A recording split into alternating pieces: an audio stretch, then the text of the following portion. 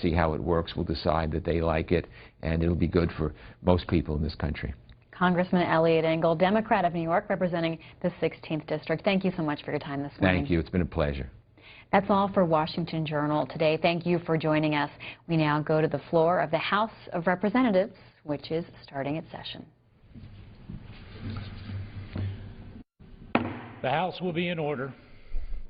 The Chair lays before the House a communication from the Speaker. The Speaker's Rooms, Washington, D.C., July 11, 2013.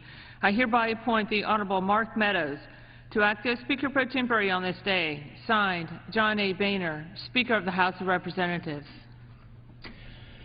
The prayer will be offered by the guest chaplain, Reverend Dr. Paul Binion from Westside Church of God, Fresno, California.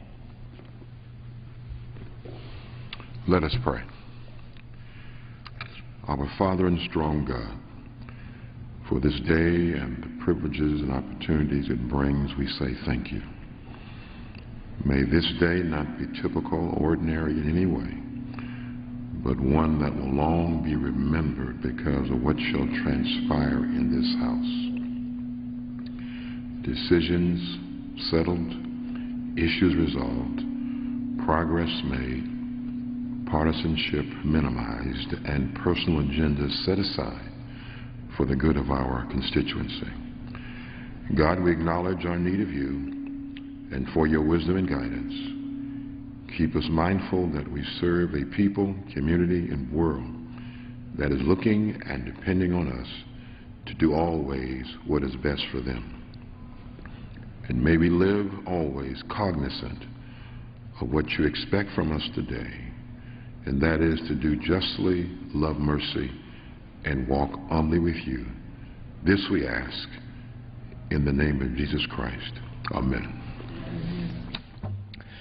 The Chair has examined the journals of last day's proceedings and announces the House his approval thereof. Pursuant to Clause 1 of Rule 1, the journal stands approved.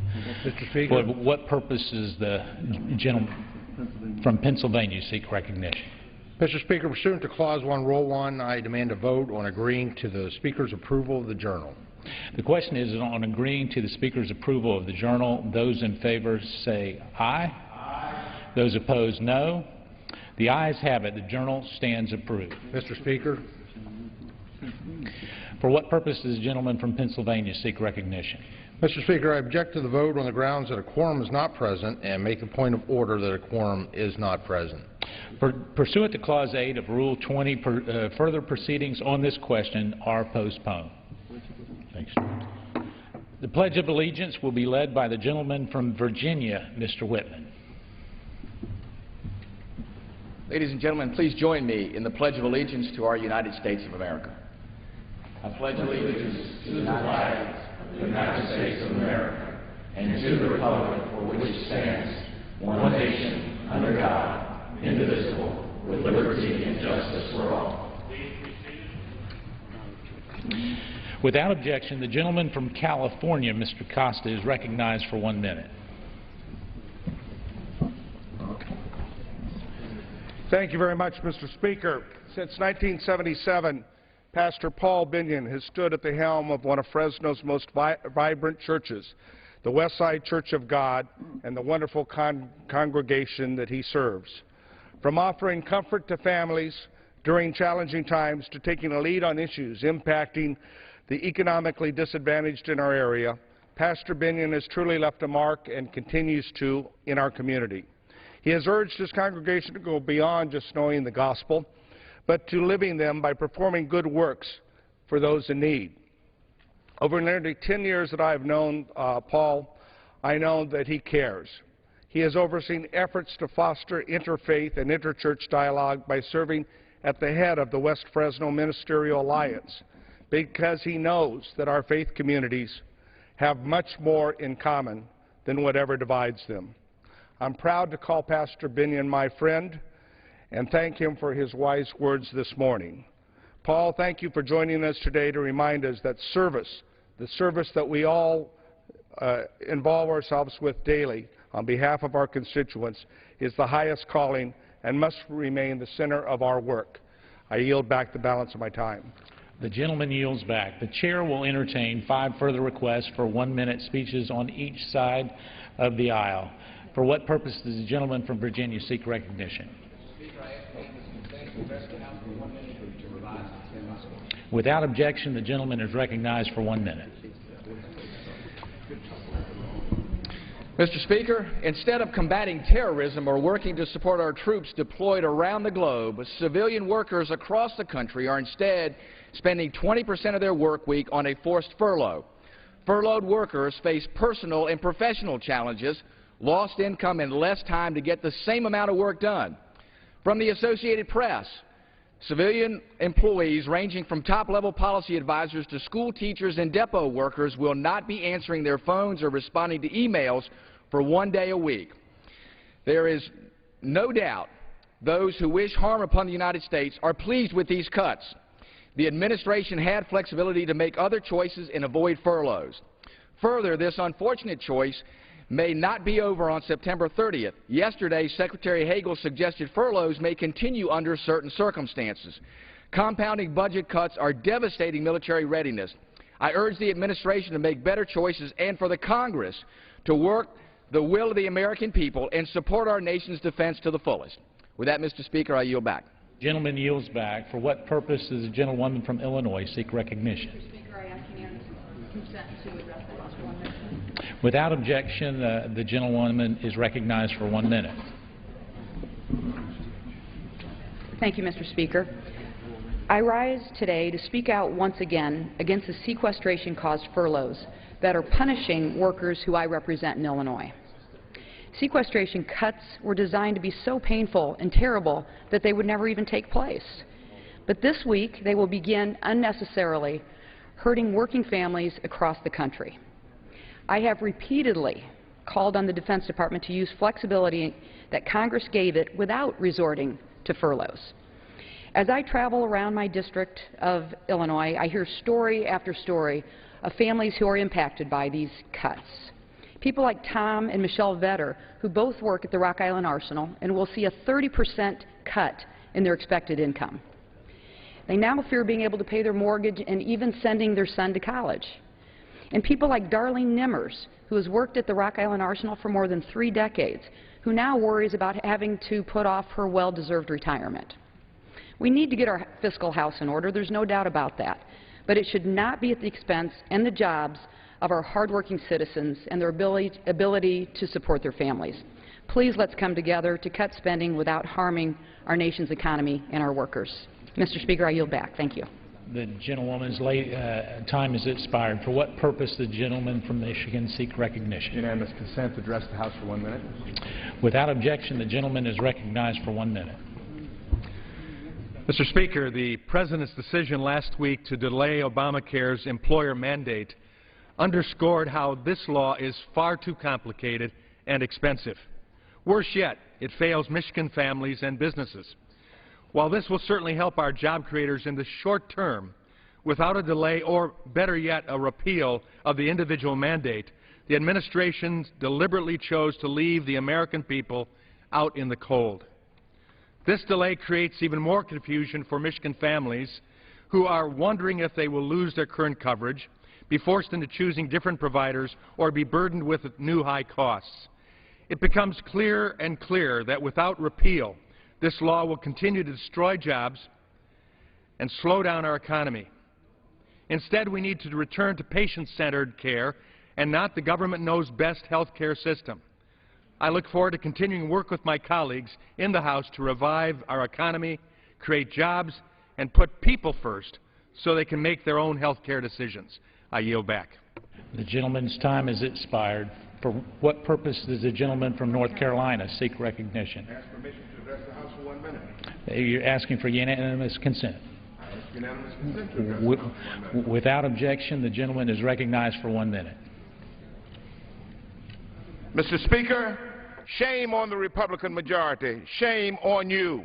The Rules Committee met last night and is sending us a rule today that has attached to it a bill that we have not seen and have not been able to read. They call it the Farm Bill. but it appears that in this farm bill they have stripped away the nutrition title from the bill. Mr. Speaker, for years and years we have combined nutrition assistance to support for farmers and ranchers, but this is a rush job. Democrats and the Congressional Black Caucus are appalled that the Republicans are determined to defund food stamps and place vulnerable Americans in a position of not being able to feed their families. Shame on you. You've removed food stamps, the SNAP program, from this legislation. I don't know where it's going to go. It looks like it's going to die a slow death. It is despicable. What is it about poor people that you don't like? What is it? Tell us today, what is it about poor people that you don't like and you don't want to feed their families? I have the fourth poorest district in the nation. We do not like it. Thank you, Mr. Speaker. I yield back. The gentleman yields back. For what purpose does the gentleman from Texas seek recognition? Without objection, the gentleman from Texas is recognized for 1 minute. Nervous, concerned, complex, train wreck, third world experience. These are the words used by the Democratic authors of Obamacare to describe their very own creation. Mr. Speaker, these aren't new concerns. These are concerns shared by families and businesses across the nation ever since then Speaker Nancy Pelosi rushed the bill through Congress so we could see what's in it. Now that the Democrats and the President can see what's in it, they don't like it either. As a business owner and job creator of over 42 years, I know businesses can no longer hire or take risks that would grow the economy. The President's one-year delay of the employer mandate isn't what businesses or the economy need. This only delays the meltdown, and this complex government overhaul will cause. Business owners, parents, young professionals, senior citizens, all Americans deserve protection from this law and its mandates, its skyrocketing premiums, and its rapidly shrinking selection of coverage plans.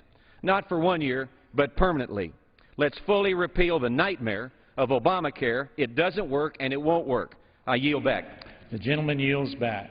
For what purpose does the gentlewoman from Florida seek recognition? Without objection, the gentlewoman is recognized for 1 minute.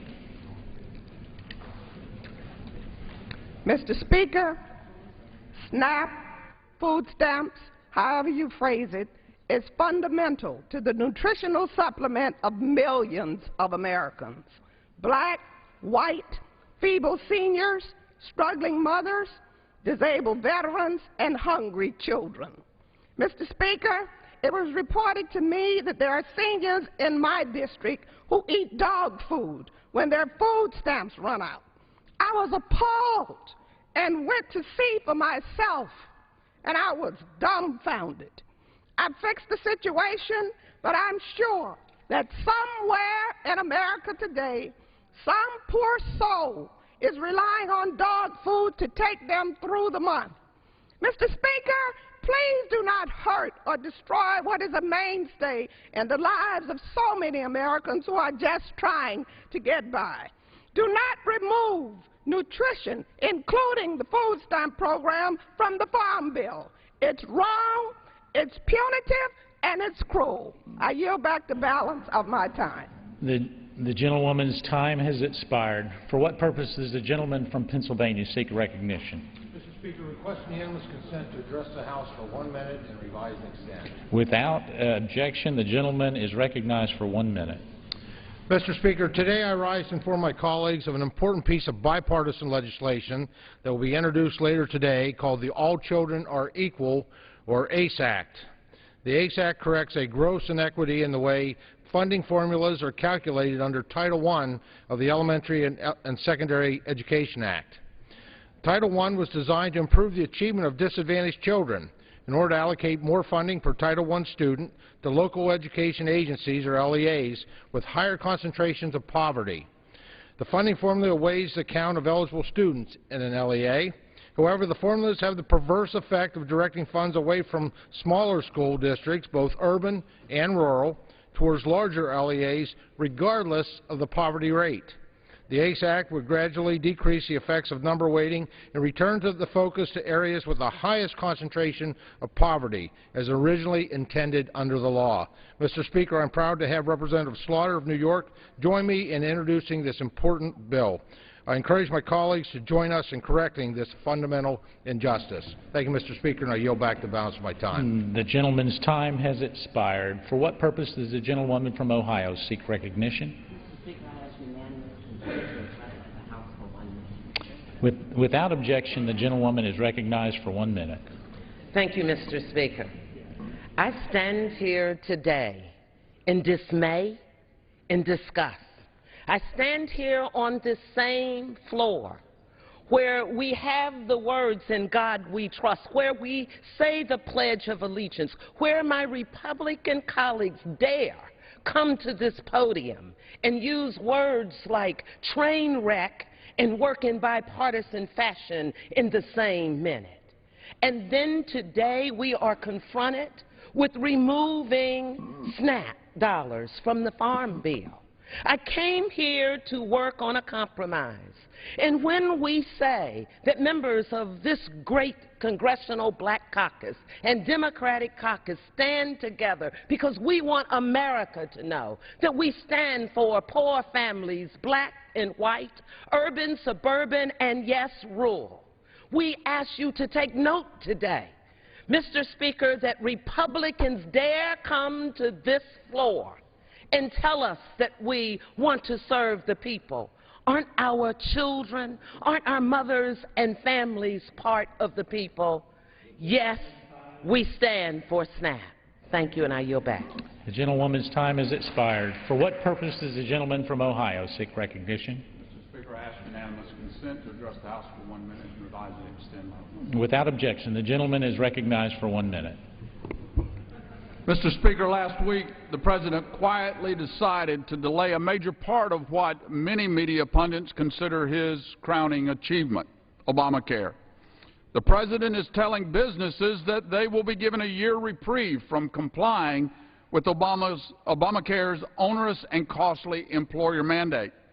The President is once again picking which laws his administration enforces and which ones he chooses not to.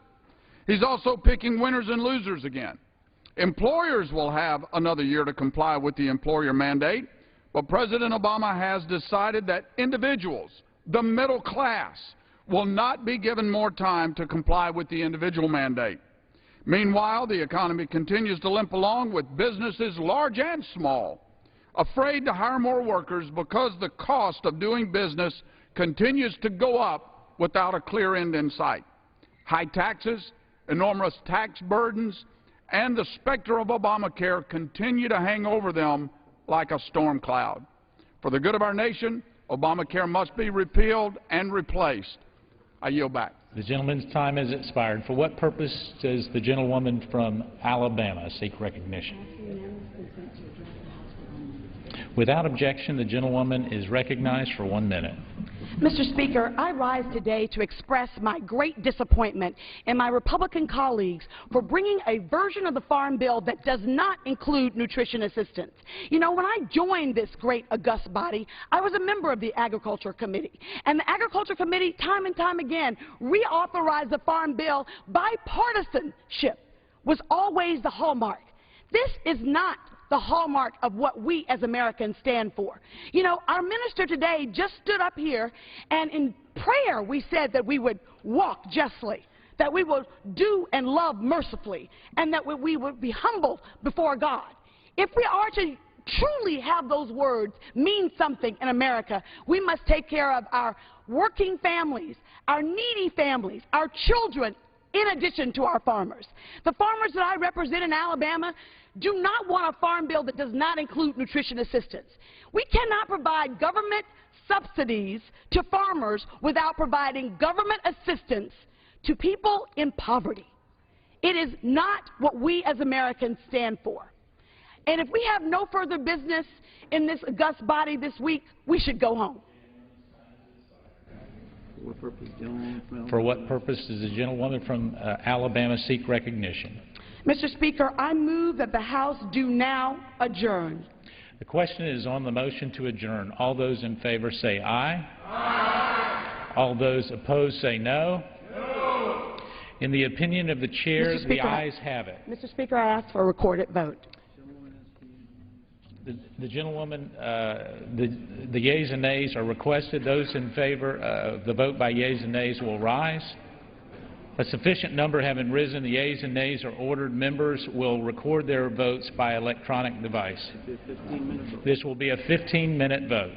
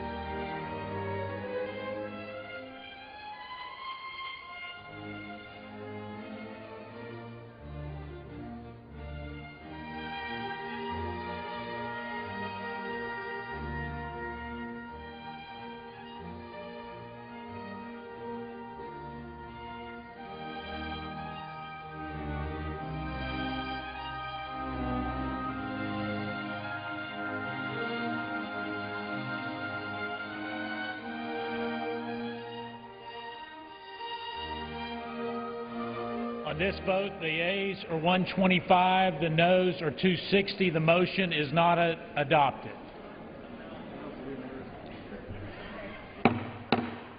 The House will be in order.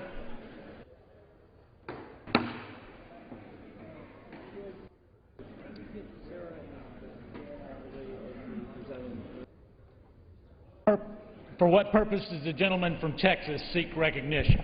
Mr. Speaker, good morning. By the direction on the Committee on Rules, I call up House Resolution 295 and ask for its immediate consideration. The clerk will report the resolution. House Calendar Number 41, House Resolution 295. Resolved, that upon adoption of this resolution, it shall be in order to consider in the House the bill H.R. 2642 to provide for the reform and continuation of agricultural and other programs of the Department of Agriculture through fiscal year 2018 and for other purposes. All points of order against consideration of the bill are waived. The bill shall be considered as read. All points of order against provisions in the bill are waived. The previous question shall be considered as ordered on the bill and on any amendment thereto to final passage without intervening motion except one.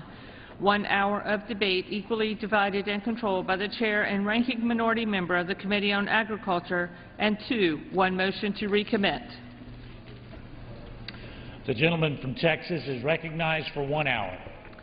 Thank you very much, Mr. Speaker. For the purpose of the debate only, I yield the customary 30 minutes to the gentleman from Worcester, Massachusetts, my friend, Mr. McGovern, pending which I yield myself such time as I may consume. The gentleman is recognized. During consideration of this resolution, all times yield for the purpose of debate only. Mr. Speaker, I ask unanimous consent that all members have 5 legislative days to revise and extend their remarks. Without objection, so ordered. Mr. Speaker, House Resolution 295 provides for a closed rule for consideration of H.R. 2642. However, I think it's important to recognize that while the rule before us today is closed, this legislation, exactly the legislation, has gone through an amendment process on this floor, was debated just a few weeks ago, debated, discussed, and voted on. The amendments which were agreed to as a result of that process are in this underlying legislation. Mr. Speaker, the bill before us today is the exact same language that this body considered in June, with 2 important considerations and exceptions. Unlike last month, this legislation contains a repeal of the 1949 backstop, which means that in the Farm Bill, we will do away with that 1949 law as the backstop to the farm products and legislation. However, it does not include the nutrition programs from the previous bill, and we will hear that today. On the other hand, however, this bill does include the exact same language as the previous bill included adopted amendments. So, since the House considered a Farm Bill last month, there's been a great deal of deliberation. Mr. Speaker, the House is not in order. The gentleman's correct. The House will be in order.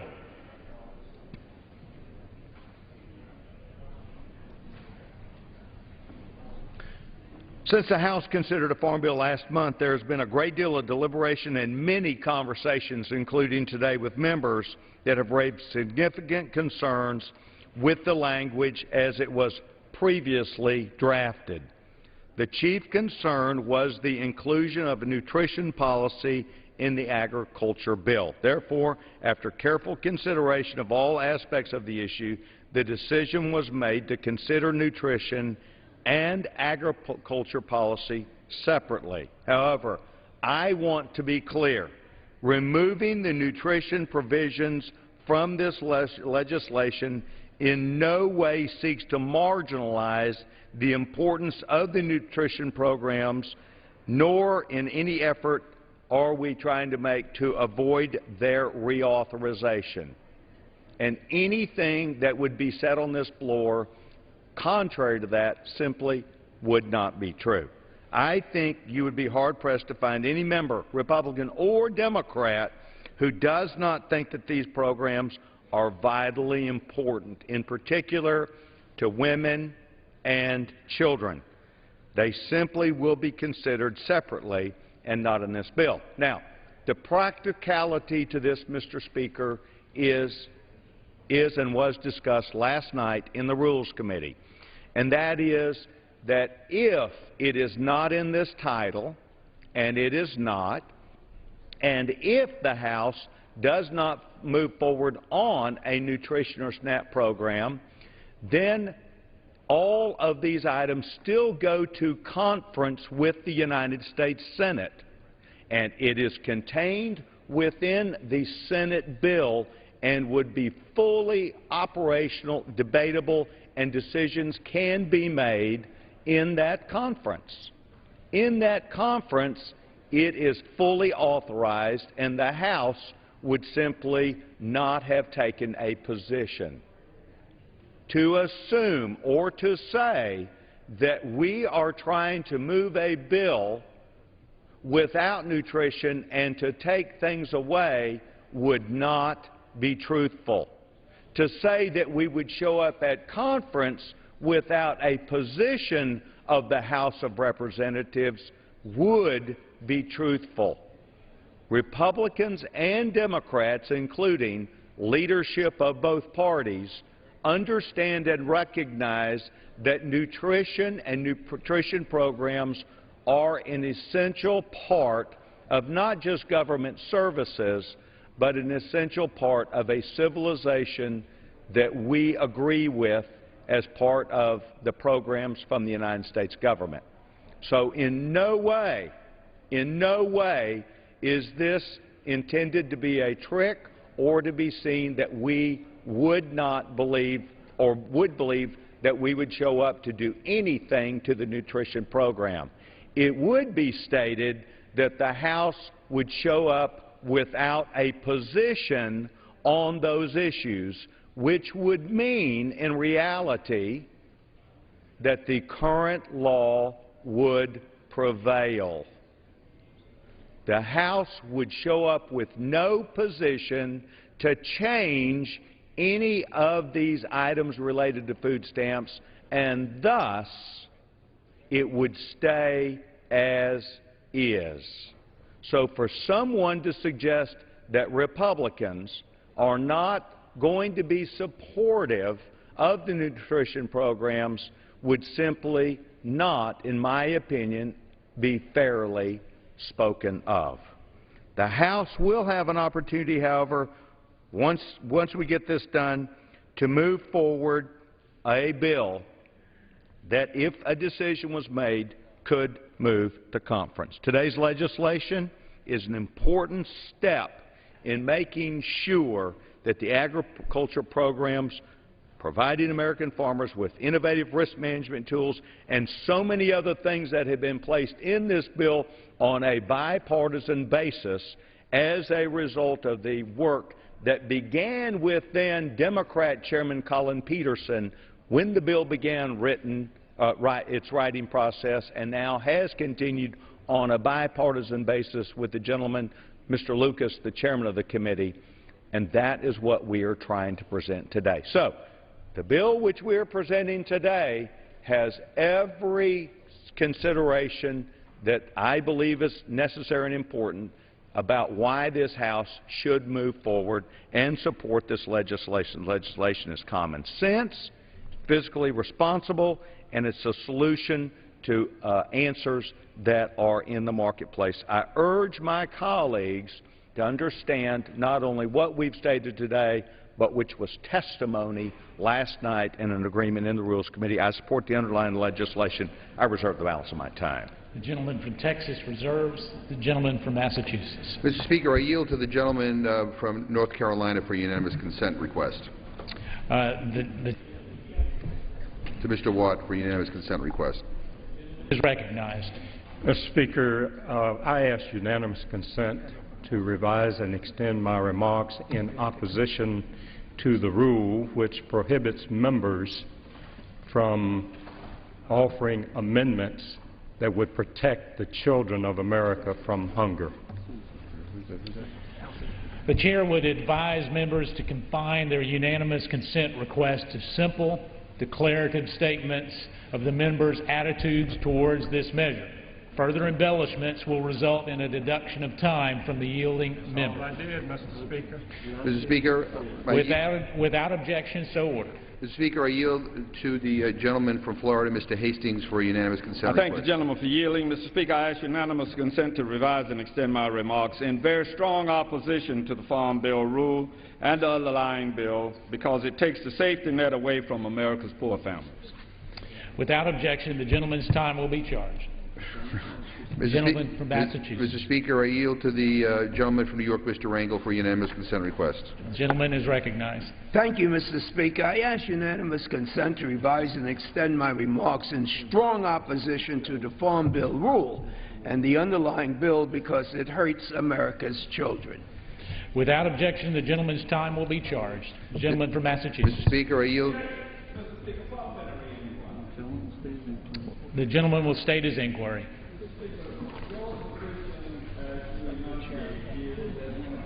Says why they are opposed, that is beyond the boundaries of the clarity that you say that one must offer when he or she is in opposition to the rule?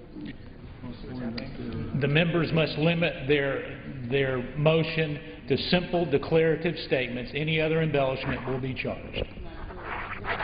Speaker, parliamentary inquiry. The gentleman will state his inquiry. Mr. Speaker, the Speaker has enunciated the rule, a simple declaratory statement. Clearly, Mr. Hastings made a simple declaratory statement as to why he was opposed, and it seems to clearly fall within the ambit of the contemplated statement that a member can make without time being charged. The Chair has, however, articulated the fact that without objection, the gentleman's time will be charged. If that is subject to an objection, which I think it probably is not, I would object. But I will also appeal the ruling of the Chair if the Chair continues that ruling, and we will have a vote on that. The Chair will evaluate each declarative statement individually. Well, the gentleman's point is made. I thank the Speaker for his observation, and I would hope that the declaratory statement, similar to the one being made by Mr. Hastings, will clearly not, as it historically, in my view, has not done so, count against the time from the gentleman from Massachusetts, and I thank the Speaker. The gentleman from Massachusetts. Mr. Speaker, I yield to the gentlewoman from California, Ms. Lee, for a unanimous consent request. Thank you, Mr. Gentlewoman Speaker. is recognized. I ask unanimous consent to revise and extend my remarks in strong opposition to the Farm Bill rule and the underlying bill because it increases hunger in America. Without order. The gentleman from Massachusetts. Mr. Speaker, I yield to the gentleman from Minnesota, Mr. Ellison, for a unanimous consent request. The gentleman is recognized. Mr. Speaker, I ask for unanimous consent to revise and extend my remarks in strong opposition to the Farm Bill rule and the underlying bill because it increases hunger in America. Without objection. The gentleman from Massachusetts. Mr. Speaker, I yield to the gentleman from Maryland, Mr. Cummings, for a unanimous consent request. The gentleman is recognized. Mr. Speaker, I ask unanimous consent to revise and extend my remarks in strong opposition to the Farm Bill rule and the underlying bill because it takes the safety net away from America's poor families. Without objection. The gentleman from Massachusetts. Mr. Speaker, I yield